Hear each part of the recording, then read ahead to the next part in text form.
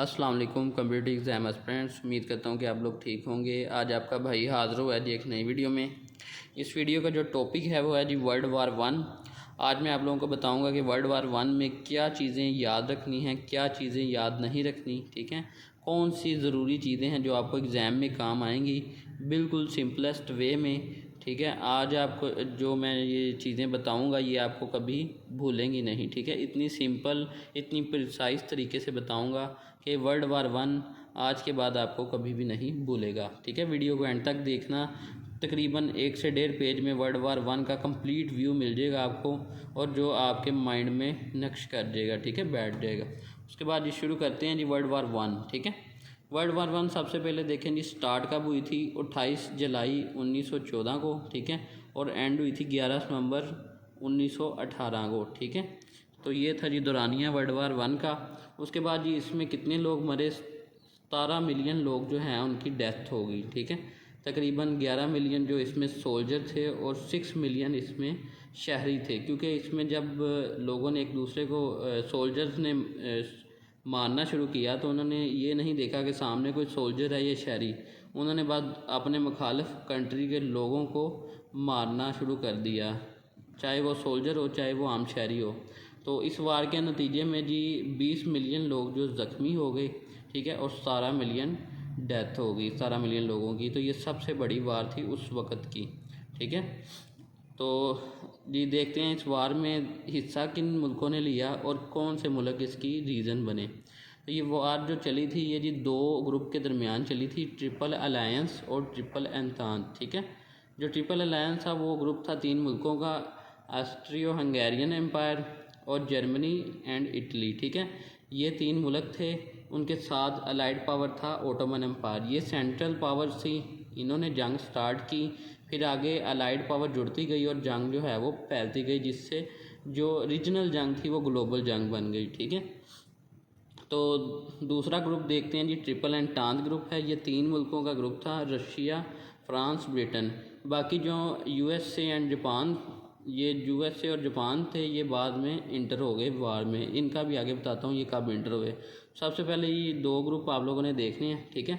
अब जी सबसे पहले काजिज़ देखते हैं, वार की काजिज़। कोई भी जंग, मैंने आपको बताया, कोई भी इवेंट होता है, कहीं पे भी होता है, उसकी 3-4 काजिज़ होती हैं जो कॉमन होती हैं, ठीक है।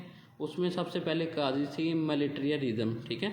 उस वक़्त जी सब मुल्कों ने जो है वो आर्म्स रेस शुरू कर दी थी, अपने असले को बढ़ाना शुरू कर दिया, टैंक्स, तोप, मशीन गन बनाने शुरू कर दिए और अपनी आर्मी को बड़ा करना शुरू कर दिया, क्योंकि उस वक़्त उन्हें एहसास हुआ अपनी बाउंड्री का और अपनी बाउंड्री को प्रोटेक्ट करने का। तो उन्होंने अपनी आर्मी बढ़ाना शुरू कर दी। सबसे पहले तो वो अपने मिलिटरीली स्ट्रॉन्ग हो गए, तो उनमें एक कॉन्फिडेंस आ गया वार का। दूसरा जी अलायंस सिस्टम। अलायंस सिस्टम में ये होता है कि एक मुल्क कहता है जी तुम मेरे दोस्त बन जाओ, जब मुझ पर कोई हमला करेगा तो तुम भी उस पर हमला करना, ठीक है। तो इस तरह करके हम उनको इकट्ठे मिल के दूसरे मुल्क को जो है वो हरा देंगे, ठीक है। तो जिस मुल्क पे हमला होना होता है उसने भी अलायंस बनाया होता है, उसने भी एक दोस्त तैयार किया होता है। जैसे किसी की लड़ाई होती है तो वो दूसरे बंदे को बुला लेता है, आ जाओ भी, तुम भी आ जाओ, दोनों मिल के लड़ते हैं।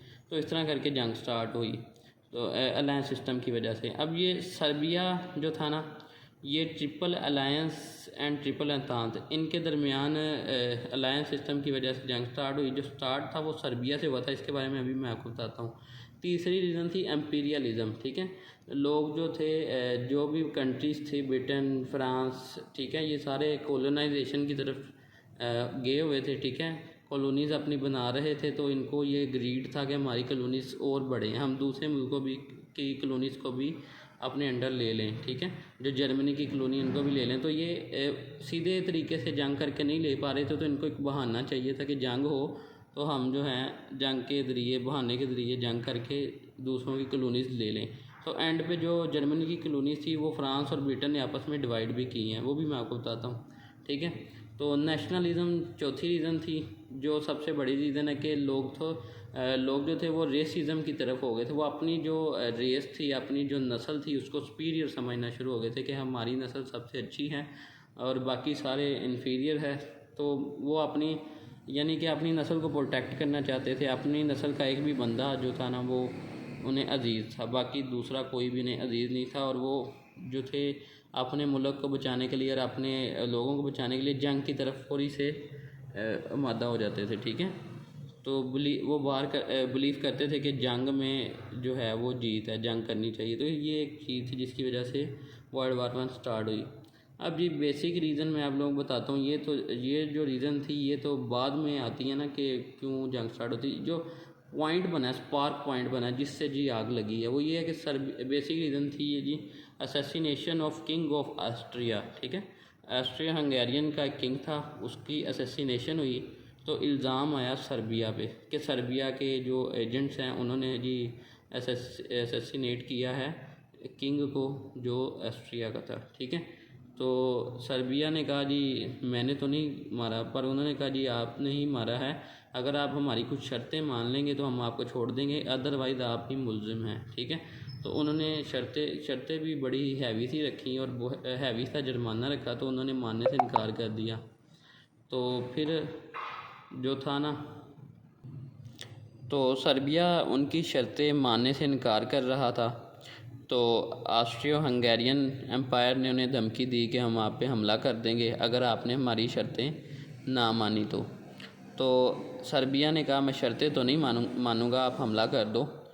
तो सर्बिया ने फिर रशिया से कहा कि अगर मेरे पे ऑस्ट्रियो हंगेरियन हमला करेगा तो आपने मेरा साथ देना, रशिया को कहा। तो रशिया ने कहा ठीक है, टेंशन ना लो, तो हम आपका साथ देंगे। तो फिर ऑस्ट्रियो हंगेरियन एम्पायर को पता चला कि सर्बिया ने रशिया से हेल्प ली है, तो उन्होंने फिर जर्मनी से कहा कि आप हमारी हेल्प करना अगर रशिया बीच में आ गया। तो ऐसे हुआ जी, फिर अटैक किया ऑस्ट्रियो हंगेरियन एम्पायर ने सर्बिया पे। जैसे उन्होंने धमकी दी थी सर्बिया को, तो अटैक करते ही रशिया बीच में आ गया। ठीक है, तो रशिया ने ऑस्ट्रियो हंगेरियन एम्पायर पे हमला करने की बजाय उसके अलाइड्स पे कर दिया, जर्मनी पे, क्योंकि उनको पता था जर्मनी ने बीच में आना ही है, तो हम सीधा जर्मनी पे ही हमला कर देते हैं। ठीक है, एक इनसाइड भी उनके इनसाइड भी एक गुस्सा था, तो उसको उन्होंने पूरा करने के लिए जर्मनी पे सीधा हमला कर दिया। तो रशिया, फ्रांस और ब्रिटेन का एक अलायंस था, जैसे कि ट्रिपल एंटांत ऊपर बताया आपको। तो जब रशिया ने हमला किया तो फ्रांस ने भी हमला कर दिया, क्योंकि जो फ्रांस था वो रशिया का अलाइड था, दोस्त था। ब्रिटेन भी उनका दोस्त था, तो ब्रिटेन ने भी हमला कर दिया जर्मनी पे। तीनों ने जर्मनी पे हमला कर दिया। तो इधर से जो ट्रिपल एंटांत एक अलायंस था, एक था ट्रिपल अलायंस। ट्रिपल अलायंस में ऑस्ट्रियो हंगेरियन, जर्मनी, इटली और ओटोमन एम्पायर आता है। तो ओटोमन एम्पायर भी बीच में आ गया, उसने जी हमला कर दिया इधर रशिया पे। ठीक है, अब जर्मनी और ऑस्ट्रियो हंगेरियन के साथ मिल गया ओटोमन एम्पायर। तो एंड पे जी जापान भी बीच में हमलावर हो गया, जापान ने भी जर्मनी पे हमला कर दिया क्योंकि जापान भी इनकी तरफ था। तो ये जंग शुरू हो गई। ठीक है, अब इस जंग में क्या हुआ जी, ये जंग रीजनल जंग थी, पर मुल्कों के ऐड होने से ये फैल गई। फिर जब मुल्क ऐड हुए तो उनकी कॉलोनीज़ में भी जो फ़ाइट स्टार्ट हो गई। ठीक है, क्योंकि जब एक मुल्क ब्रिटेन है जैसे, उसकी इतनी सारी कॉलोनीज़ थी, इधर भी सब कॉन्टिनेंट में भी और अफ्रीका में भी। ठीक है, तो फ्रांस की भी कॉलोनीज़ थी, तो कॉलोनीज़ में भी फ़ाइट स्टार्ट हो गई। ठीक है, तो आगे चलते हैं जी। अब जी जंग चल रही थी अपने ज़ोरों शोर पे। ठीक है, तमाम मुल्क जो भी आपको बताएं वो आपस में लड़ी जा रहे थे। फिर एंड पे यूएसए जो था वो काफ़ी ज़्यादा कॉन्शियस था पीस के हवाले से, वो पीस चाहता था दुनिया में। तो यूएसए ने जी कहा कि मैं पीस चाहता हूँ, तो उसने इन्वॉल्व हो गया वो यूएसए वार में। अप्रैल 1917 को यूएसए इंटर हुआ वार में। तो हुआ ये कि यूएसए ने फिर अपने सोल्जर बुलवाने शुरू किए। यूएसए का सिर्फ एक ही मकसद था कि पीस कायम किया जाए। 1917 में एक और इवेंट हुआ रशिया में जी रशियन रेवोल्यूशन स्टार्ट हुआ। ठीक है, वो भी जंग की वजह से हुआ, क्योंकि सारे पैसे इधर खर्च हो रहे थे जंग की वजह से, तो उधर फाइनेंशियल क्राइसिस आ गए। तो रशिया ने फिर साइन कर ली ट्रीटी 1918 में। ठीक है, ब्रिटेन के साथ जो पीस ट्रीटी साइन कर ली, जिसमें उन्होंने जंग से यानी कि पीछे हट गए। इस ट्रीटी का जो नाम था वो था ब्रेस्ट लिटोव्स्क। ठीक है, ब्रेस्ट लिटोव्स्क 1918 में ये साइन हुई। उसके बाद ही फिर सीज़ फायर एग्रीमेंट साइन हुआ तमाम मुल्कों के दरमियान। जब रशिया निकल गया तो फिर आहिस्ता आहिस्ता सारे निकलना शुरू हो गए। तो फिर सीज़ फायर एग्रीमेंट साइन किया गया 11 नवंबर 1918 को। तो ये जंग का दौरानिया था 1914 से लेकर 11 नवंबर 1918 तक। ये जंग यानी कि अब ख़त्म हो गई है। अब जर्मनी ने साइन किया था सीज़ फायर एग्रीमेंट। अब जी जंग के एंड में ट्रीटी साइन की गई तमाम मुल्कों के दरमियान। तो इसमें नतीजा निकाला गया कि इस जंग का कसूरवार कौन है, बेसिकली किसने जंग शुरू की है और इतनी तबाही हुई है जिसमें 1,70,00,000 लोग मर गए, 2 करोड़ लोग ज़ख्मी हो गए और करोड़ों की इकोनॉमी का नुकसान हुआ। तो ये फिर इसकी ज़िम्मेदारी डाली उन्होंने ट्रीटी ऑफ वर्साइल्स में, जो साइन हुई 28 जून 1919 में, ठीक है, वर्ल्ड वार वन के एंड पे। तो इसकी जो रिस्पॉन्सिबिलिटी थी वो जर्मनी पे डाली कि जर्मनी को रिस्पॉन्सिबल ठहराया गया जंग के लिए, क्योंकि उसमें ये कहा गया था ऑस्ट्रियो हंगेरियन ने अगर धमकी दी थी सर्बिया को जंग की तो जर्मनी ने उन्हें सपोर्ट किया। जर्मनी अगर सपोर्ट ना करता तो ऑस्ट्रियो हंगेरियन जो है वो हमला भी ना करता। तो ये रीज़न बना के उन्होंने जर्मनी को रिस्पॉन्सिबल ठहराया। तो फिर हुआ ये कि उन पर काफ़ी ज़्यादा हैवी रेपरेशन किया गया कि आपने काफ़ी ज़्यादा जुर्माना देना है, आपकी वजह से कितनी इकोनॉमी का नुकसान हुआ। तो वो जुर्माना 2010 तक जर्मनी ने उन्हें पे किया। फिर उसके बाद जी कॉलोनीज़ ऑफ जर्मनी, जो जर्मनी की जितनी भी कॉलोनीज़ थी वो डिवाइड कर ली गई ब्रिटेन और फ्रांस ने। ब्रिटेन ने आधी कॉलोनीज़ ले ली और फ्रांस ने ले ली, यानी कि जर्मनी एक हिसाब से कंगाल हो गया, उसको जुर्माना भी देना पड़ा और वो जो है उसका काफ़ी ज़्यादा नुकसान भी हो गया। उसके बाद जी अब इम्पैक्ट्स देखते हैं वार के। ओवरऑल क्या इम्पैक्ट्स हैं पूरी दुनिया पे या उस इलाके पे जिसमें जंग हुई है, यूरोप में। तो सबसे पहले जी ये हुआ, हेल्थ पे इफ़ेक्ट आया, मिलियंस ऑफ डेथ्स हुई। उसके बाद जी H1N1 वायरस स्प्रेड हो गया, ठीक है, ये वार के नतीजे में। मेल पॉपुलेशन कम हो गई, ठीक है। साइकोलॉजिकल डिसऑर्डर हो गया, जो सोल्जर से वार लड़ रहे थे और जो शहरी थे उनमें भी। तो ये हेल्थ का इशू है। उसके बाद ये सोशल इम्पैक्ट्स, जो भी इम्पैक्ट होते हैं ना उसमें सोशल, इकोनॉमिकल, पॉलिटिकल इम्पैक्ट्स आते हैं। तो हेल्थ पे भी इम्पैक्ट आया था। उसके बाद सोशल इम्पैक्ट्स और में आता है जी glory and romanticism of war. उस वक्त लोग समझते थे कि जंग जो है वो अजीम है, जंग लड़नी चाहिए, बट इतनी तबाही के बाद लोगों ने डिसाइड किया कि जंग जो है वो अजीम नहीं है। जंग में नुकसान होता है दोनों मुल्कों का बहुत ज़्यादा, चाहे कोई जंग जीते कोई हारे, फिर भी लोग मरते हैं। तो फिर जंग के लिए जो एक थी ना ख्वाहिश वो ख़त्म हो गई। उसके बाद जी वुमेन इन फैक्ट्रीज़, यानी कि जब मेल की पॉपुलेशन कम हो गई तो फिर औरतों को फैक्ट्रीज़ में काम करना पड़ा। ऊपर से जब मर्द जंग लड़ रहे थे तब भी औरतें उन्हें सप्लाई कर रही थी फूड, असला, फैक्ट्रीज़ में वही काम कर रही थी। फिर वो कल्चर चल गया यूरोप में, तब से वुमेन ने वर्किंग स्टार्ट की है वर्ल्ड वार वन के बाद। उसके बाद जी जर्मनी में राइज़ ऑफ हिटलर हुआ, क्योंकि जर्मनी में अब नफ़रत फैल गई थी, उसको रिस्पॉन्सिबल भी ठहराया गया, वो कंगाल भी हो गया, उसकी कॉलोनी भी बांट ली गई और उसकी जो थी उसको पैसे भी पे करने पड़े, वार के हर जाना भी पे करना पड़ा। तीसरी जो उसका इम्पैक्ट था वर्ल्ड वार वन का वो ये जी इकोनॉमिक इम्पैक्ट। ग्रेट ब्रिटेन जो था वो पहले इन्वेस्टर था, मुख्तलिफ़ जगहों पे इन्वेस्ट करता था। जंग में इतना वो खर्चा करने के बाद उसको लोन लेना पड़ा USA से और वो फिर कर्ज़ाई बन गया, डेप्टर बन गया।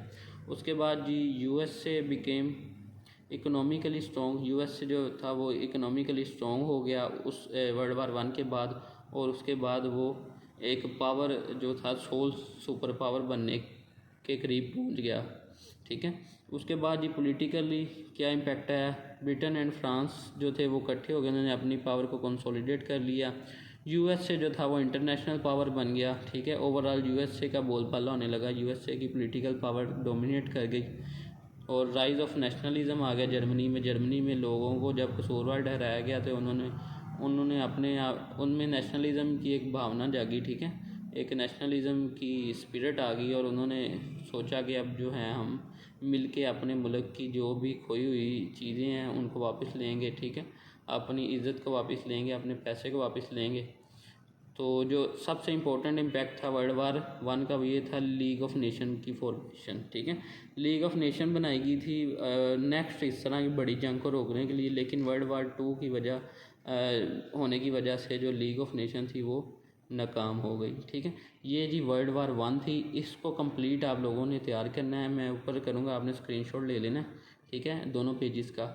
यही आपने टोटल इसको पढ़ना और याद रखना, यही आपके नोट्स हैं। इसके अलावा वर्ल्ड वार वन में आप लोगों ने कुछ भी याद नहीं रखना, ठीक है। ये आप स्क्रीनशॉट ले लें एक पेज का, ये आप स्क्रीनशॉट ले लें दूसरे पेज का।